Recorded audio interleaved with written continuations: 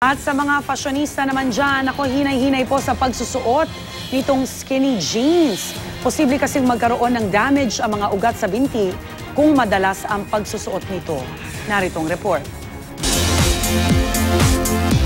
Stylish and trendy. Kung ito ang suot mo, you can never go wrong with fashion. Pero kamakailan lamang isang 35-year-old na babae sa Australia ang sinugod sa ospital matapos manigas ang kanyang mga binti at hita.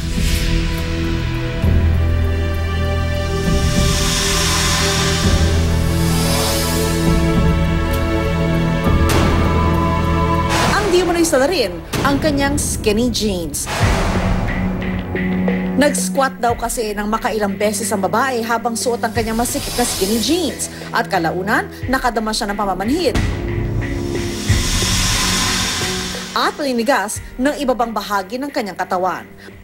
Bagay na posible raw na dulot ng di maayos sa sirkulasyon ng dugo mula sa pagkaipit o pagka-stress ng nerves at muscles dahil sa masikip na pantalon. Naiipit din yung mga blood vessels natin. So yung flow ng dugo, palabas at papasok at palabas ay nagde-decrease din. So ang nangyayari, nagbi-build up, no? Nagbi-build up yung fluid sa loob, nagkakaroon ng edema o yung pamamaga. Ang pagsusuot ng masikip na skinny jeans, naiulat na rin maaaring magdulot ng pananakit ng tiyan,